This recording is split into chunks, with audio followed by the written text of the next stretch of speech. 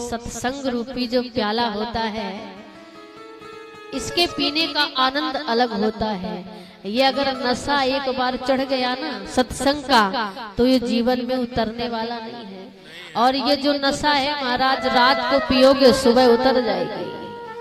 और जो सत्संग रूपी नशा है, ये जीवन में अगर चढ़ गया तो भैया उतरने वाला नहीं। श्री गोस्वामी महाराज लिखते हैं, मियाँ जब से शैल कुमारी बनी है, बहुत ही सुंदर हरा भरा पर्वत हो गया है। भौरे सुंदर सुंदर गीत गाते हैं। जब ते उमा शैल कह जाई, जब ते उमा शैल जाई, जब ते उमा शैल कह जाई, जब ते उमा शैल जाई, सकल सीधी संपत्ति तहाँ छाई, सकल सकल सीधी संपत्ति तहाँ छाई।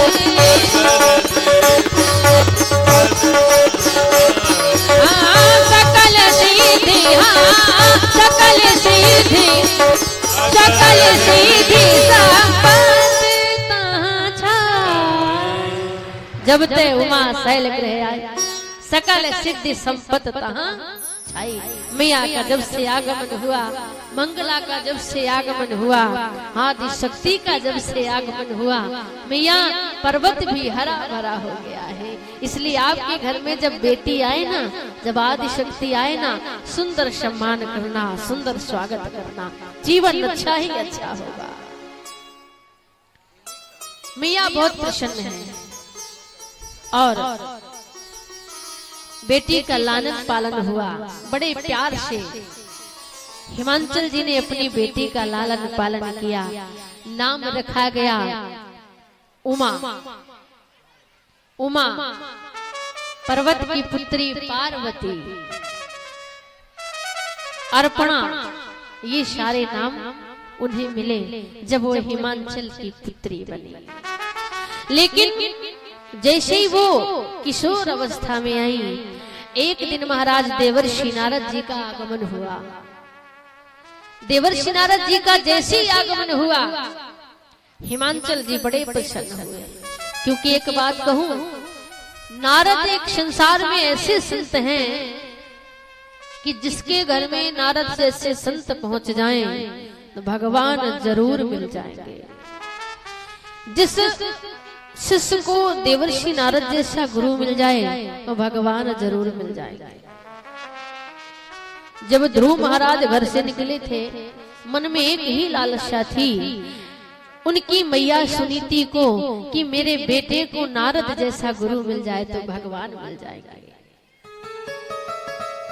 क्योंकि कहते हैं नारम ज्ञानम ददाति इति नारदा, नारद जी को। और एक सीधा अर्थ है नारद जी का, सीधा अर्थ नारद, नारद, जिसकी बात कभी रद ना हो वह है नारद। और नारद जी की विशेषता भी है,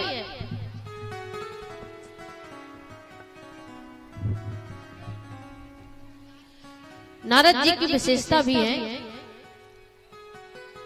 कि जिसके घर में पहुंच गए उन्हें भविष्य बताना है और भगवान से मिलाना है। और कल से जो है कथा का समय एक निर्धारित किया गया है कि 7 से 9:30 तक, 9:30 के बाद रामायण जी की आरती हो जाएगी। तो आप लोग समय से आए और समय से ही कथा का शुभारंभ हो जाएगा। देवर्षि नारद आए, हिमांचल जी ने स्वागत किया, बैठाया, अपनी बेटी को बुलाया हस्तरेखा देखने के लिए। अब जैसे अपने गांव में कोई बाबा आ जाते हैं तो मैया की देती है, हमारा हाथ देख लो क्या लिखा है, हमारा भविष्य बता दो। और बेटियों का भविष्य तो यही है कि भैया बता दो इसकी शादी कहाँ होगी, इसको पति कैसा मिलेगा, इसका घर कैसा होगा, परिवार कैसा होगा। तो हिमांचल जी ने अपनी बेटी को बुलाया, मियां पार्वती जी को, और हाथों की रेखा दिखवाई।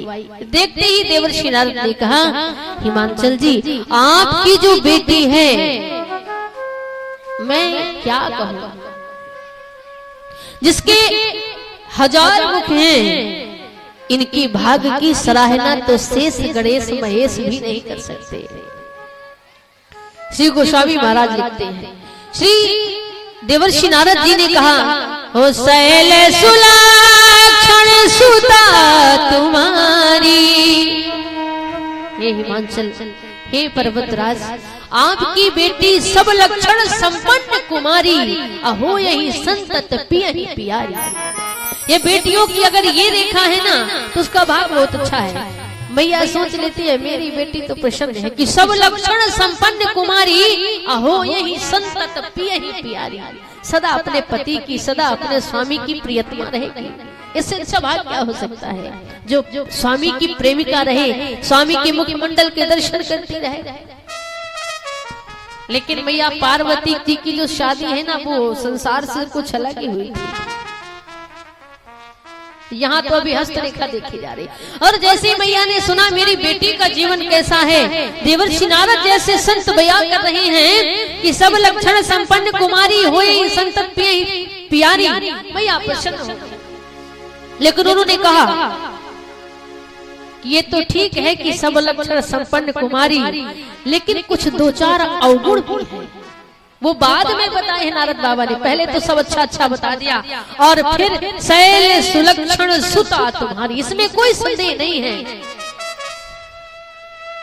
आपकी पुत्री सुलक्षणी है।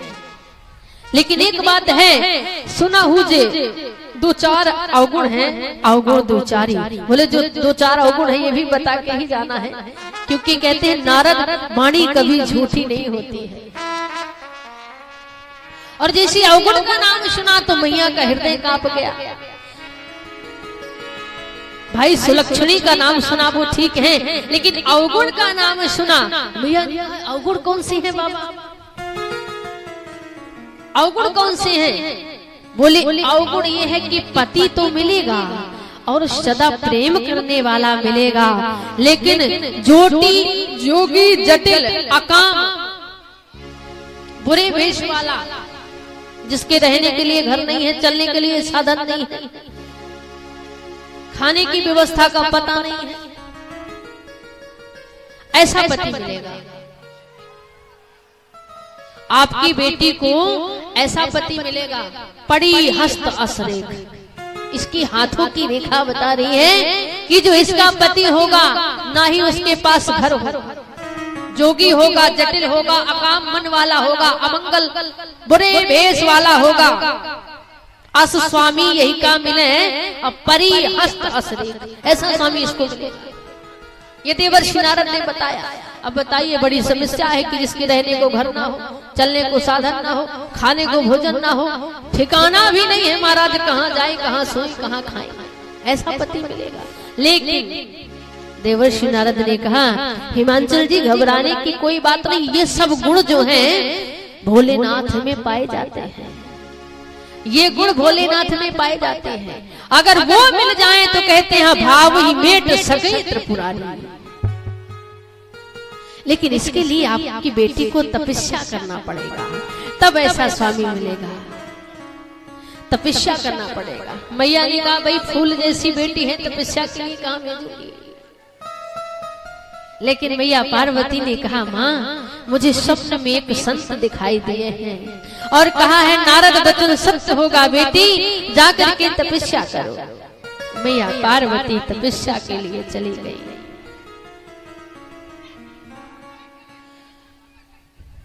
मैया तपस्या के लिए चली गई, क्योंकि नारद जी का वचन है, कभी झूठा नहीं होता। नारद जी की जितनी विशेषता हैं उतनी उनमें बुराइयां भी हैं। ये मैं नहीं कहती हूँ, ये स्वयं मैया पार्वती ने कहा था।